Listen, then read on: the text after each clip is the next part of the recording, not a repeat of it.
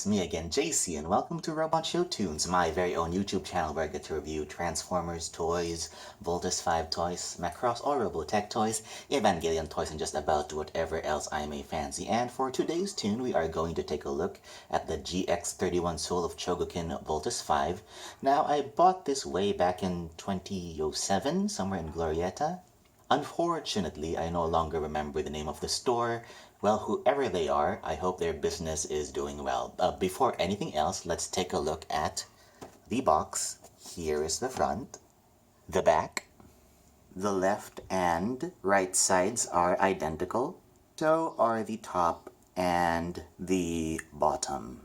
And that's it for the packaging. So what exactly do you get inside? You get this instruction booklet and the 5 vehicles or Volt machines that merge and form Voltus 5. They are the Volt Cruiser, the Volt Bomber, the Volt Panzer, the Volt Frigate, and the Volt Lander. The Cruiser forms the robot's head. Features include an opening canopy, a pilot figure in the cockpit, integrated front and rear landing gear,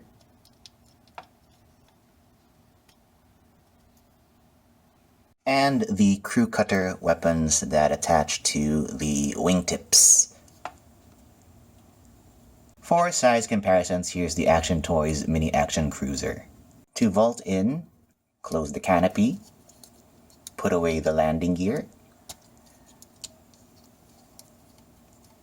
and then break the cruiser so it makes this lightning bolt shape. And these white missile tips, just shake it in this upright position and they'll retract on their own. And there you have Voltus 5's head. The bomber forms the robot's shoulders and arms. Features include integrated front landing gear, a pair of non-integrated rear landing gear, and a pair of alternate non-integrated front landing gear.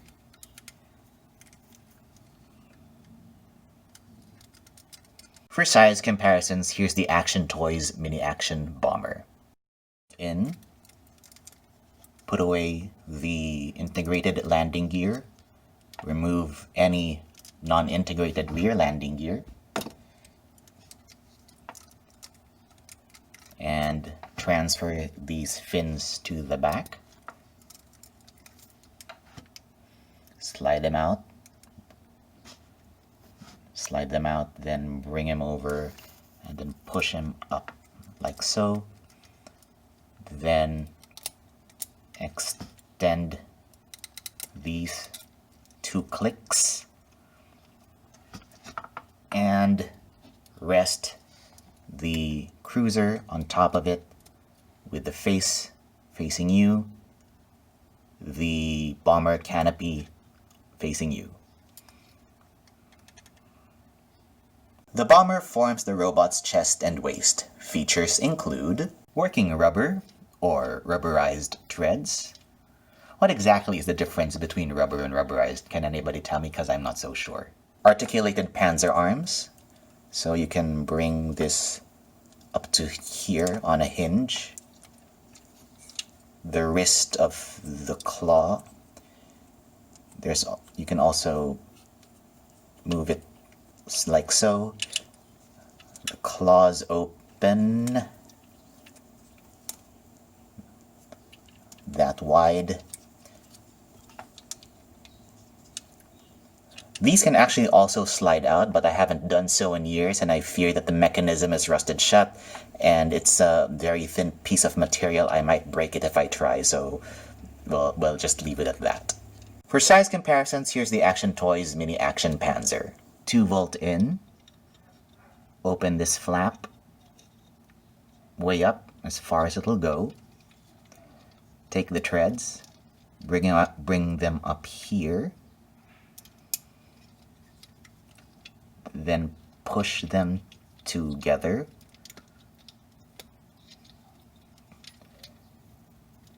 to center themselves behind the, yeah, again, this is an old toy, rust, corrosion stuff, but it can be done. There. So it'll look like this. Then retract the canopy into the body. So here's the chest and waist. And here's what we've got so far. So chest and waist facing you, the bomber canopy facing you, the face of course facing you, and then slot this in.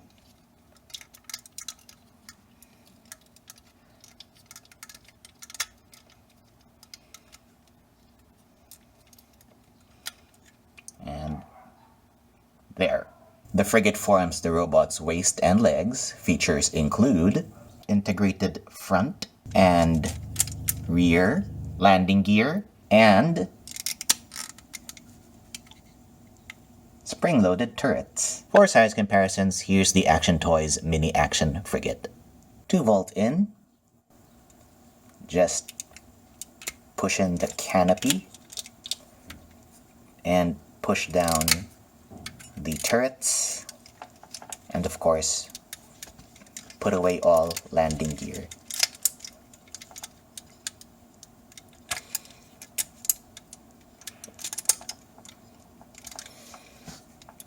And then get what you've got so far.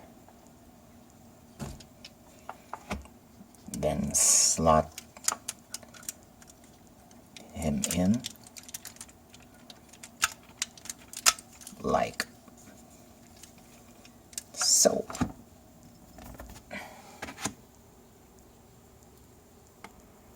The lander forms the robot's ankles and feet. Features include these 12 spring-mounted wheels and the lander drills. For size comparisons, here's the Action Toys Mini Action Lander. To vault in, just put away the drills, separate the two components, orient the cockpits like so.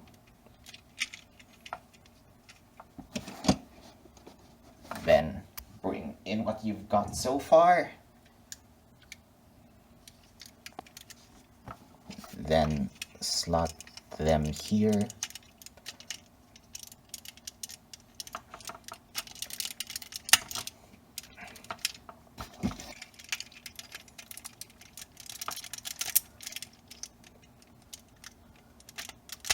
There. And I saved these steps for last because the vault-in sequence in the anime, these events happen at the end of vaulting in. So make these antenna on the lander disappear to the back, fold in the frigate wings, extend the forearms, and then pull out the hands.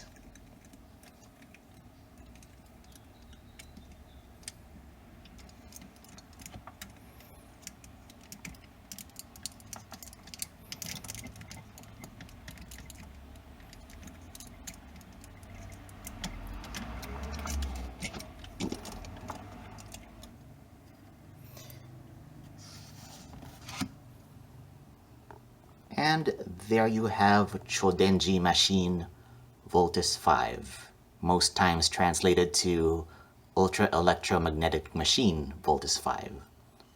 Now that Voltus 5 has vaulted in, let's talk about the rest of the...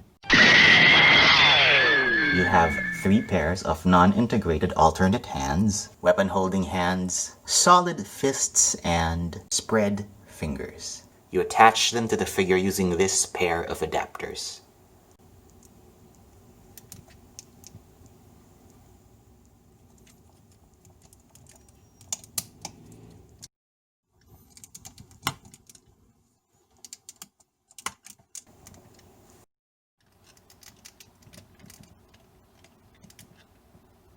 Voltus has a perfect transformation Tenkuken, or laser sword.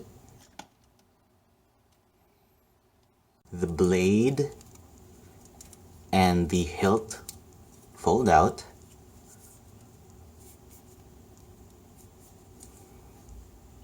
As you can see, it looks rather silly and unconvincing. Fortunately, we get this anime-accurate sword.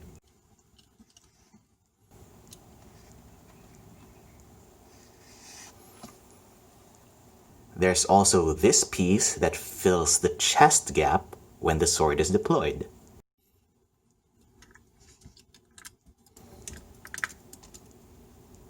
He also has an integrated Voltus bazooka in his right forearm.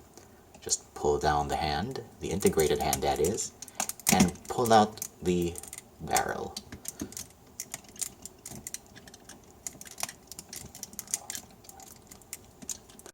Lands actually trying to, attempting to fish the barrel of the Voltus bazooka out. I couldn't do it. I used a spudger, still wouldn't come out, and the effort caused the hand to come off their connection points, and the Voltus bazooka, without anything to grab onto here, sank all the way back there, and I can no longer fish it out. So yeah, it was working fine a few days ago when I was doing a dry run, and now it's no longer working, and this happened. Well, it's an old toy, and let's cut it some slack, but it worked fine when I first bought it, and for a few years it's been working fine, but well, now it's no longer is, so we'll just put this back and move on. So moving on, you also get a non-integrated Gatling missile launcher attachment. The 5 individual missiles are actually detachable. But unfortunately, the launcher doesn't come as a pair like it does in the anime. You also get a chain knuckle.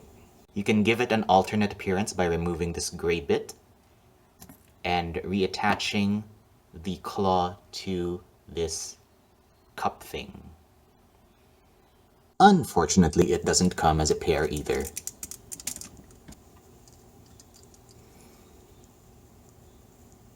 What does come as a pair are these Chodenji strings, or ultra electromagnetic whips, and these Chodenji goma, or ultra electromagnetic tops. To attach the top to the whip, just pull out this bottom spike, insert it through here,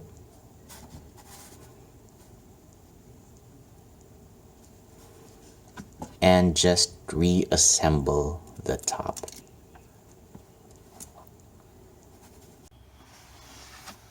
You can actually remove this yellow belt when the whips are deployed. Just simply flip down the buckle, then spudger the thing out.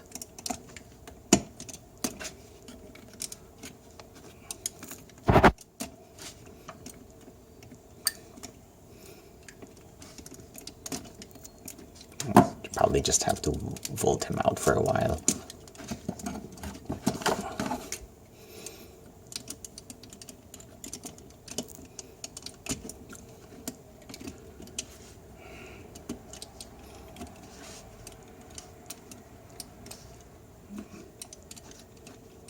There.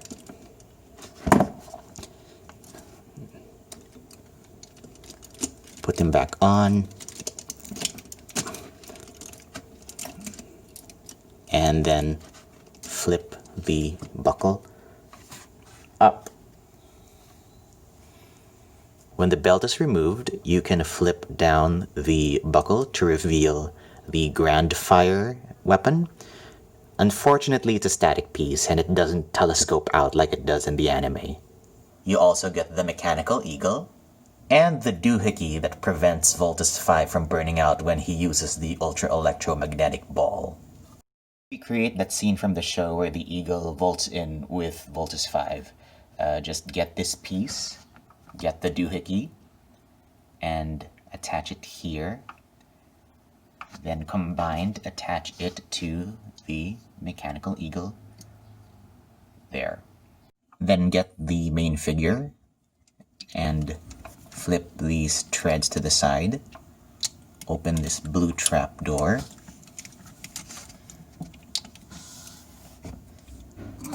And the doohickey slots in there. You can actually leave the doohickey in that compartment, but you'll have to install it yourself by removing it here. Again, opening this trap door or compartment, putting that in. It doesn't peg anywhere, it just sits there, and then close that back up. Put the treads back together, and Voltus 5 is now upgraded. And lastly, you get this 6-piece display stand. So first piece is the base, then this wall, these two claws for the Chodenji Goma or ultra electromagnetic tops, this Camp Big Falcon crest, and this ramp for the mechanical eagle. I am not gonna take it apart. I tried to off camera and they're really in there very tight. And here's that display stand fully loaded with the accessories in both robot and individual vehicle modes.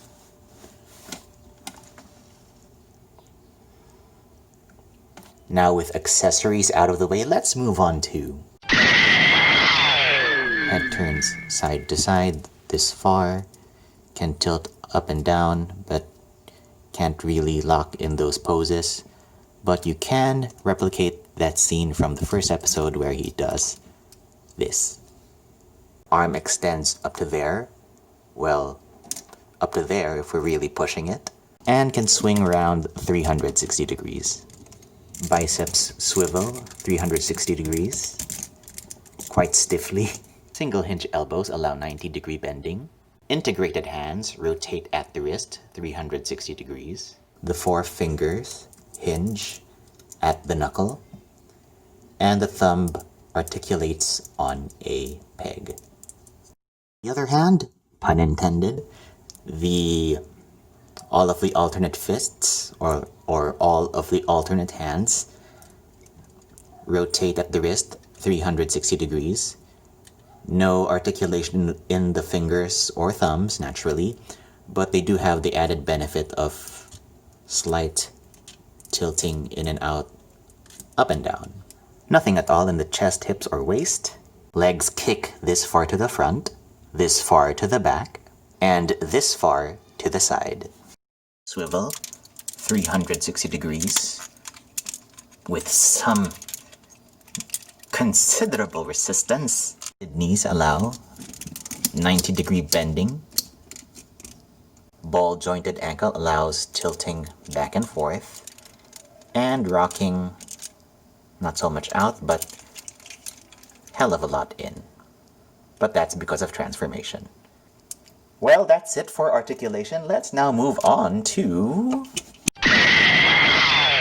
So here's GX-31 Soul of Chogokin Voltus 5 with GX-79 Soul of Chogokin Voltus 5 Full Action, Action Toys Mini Action Voltus 5, Action Toys Mini Deformed Voltus 5, Bandai's High Metal R VF 1D Valkyrie, Medicom Toys Mafex number 80, the Ava Unit 1 Test Type, Takara Tomy Transformers Masterpiece MP10 Optimus Prime, and with Funko Pop Death of the Endless, let's move on to final thoughts. Final thoughts, negatives first, the first and foremost of which is the lack of articulation. While the GX-79 is already a vast improvement compared to the 1977 Poppy toy, there's still no articulation in the waist, very little articulation in the head, and just above passable articulation in the limbs. The lack of head articulation may be forgiven because of the nature of the cruiser's design, but in other areas, not so much. The second minus point is the bomber's lack of landing gear. This is rather glaring because all of the other Volt machines have their own landing gear. Third minus point is that the Gatling missiles and the chain knuckle should have come in pairs, since they occur in pairs in the anime. And next, it's a laundry list. Only the cruiser has an opening cockpit. Actually, this I do not mind so much. What's actually more glaring is that the cruiser is the only one with a pilot figure, while the other Volt machines have empty cockpits.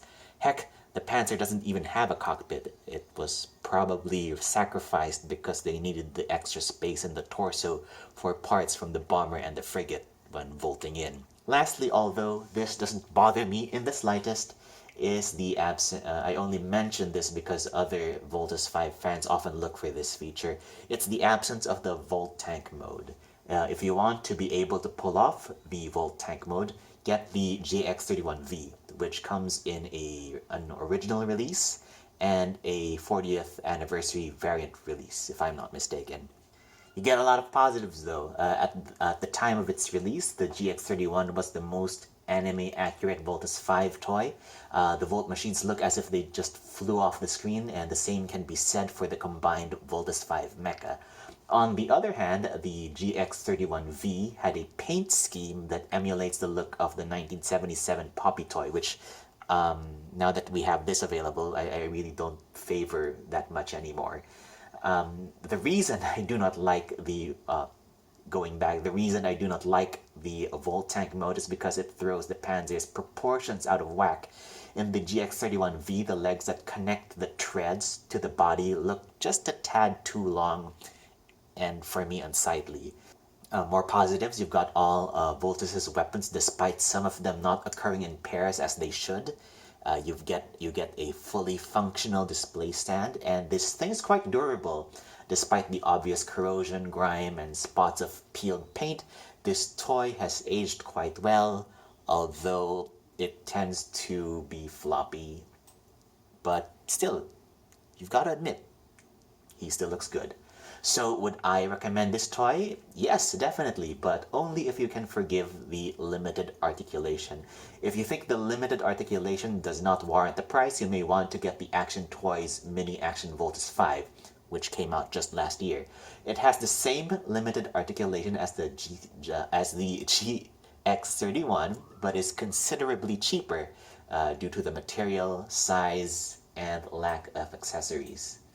Anyway, I guess that's all I have to say about this. That's today's tune. Give it a thumbs up if you liked it. Subscribe to this channel and like RobotShowtunes on Facebook if it so please you. Again, thank you so much for watching, and until next time, see you at the theater.